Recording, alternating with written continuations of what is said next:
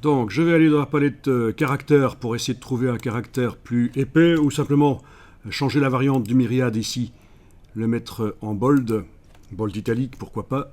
Voilà. Dans la palette caractère, également enclencher l'alignement optique. Donc, c'est menu fenêtre, texte, caractère.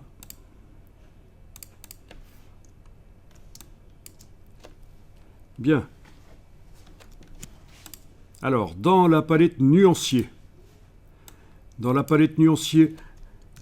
vous avez les couleurs de base de la quadrichromie, le jaune, le cyan et le magenta. Voilà. Et ce ne sont pas des couleurs globales. Il n'y a pas un petit triangle en bas à droite de l'échantillon qui indique que c'est une couleur globale. On va en faire une de couleur globale, comme ça vous voyez. Est-ce que vous avez une couleur qui est visible là dans la palette dans la palette des outils, dans la case de premier plan, vous avez une couleur? Je suppose. Donc, du coup, vu qu'il y a une couleur, vous allez pouvoir avoir accès à cette fonction dans le menu du nuancier. Nouvelle nuance. Allez-y. Et là, vous voyez que normalement, vérifiez que c'est le cas chez vous, mais est-ce que ceci est coché global? Si ce n'est pas coché, vous le cochez. Les couleurs globales, ça c'est bien pratique. Et vous créez une couleur globale en RVB. Je vous rappelle que pour changer le mode, ça va être ici, en fait, ici, dans ce cas-ci. Voilà. Vous créez une couleur globale. Voilà.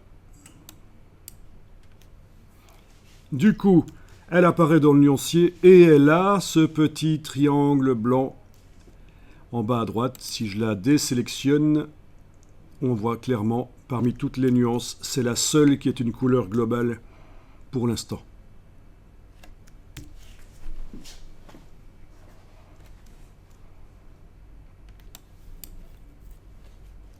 Bon, vous allez pouvoir l'appliquer sur le texte. On l'enlèvera après, mais c'est juste pour faire un test ici. Vous activez le texte et on va faire les choses correctement, c'est-à-dire que c'est du texte, donc dès le départ, on va enlever toute couleur de fond et de contour dans la palette des outils pour ce texte. Il est toujours sélectionné, la ligne est toujours sélectionnée. Et on va aller ajouter un fond par la palette aspect, menu fenêtre aspect. Je vous rappelle que l'intérêt, c'est de pouvoir gérer la manière dont les différents fonds et contours s'empilent. Le fait de mettre la couleur par la palette aspect et non pas par la palette des outils, dans le cas d'un texte, va permettre de gérer, notamment, on a vu faire passer le contour sous le fond, c'était quelque chose d'intéressant, si on voulait que le contour ne déborde pas sur le fond et ne modifie pas l'aspect du caractère, le dessin du caractère.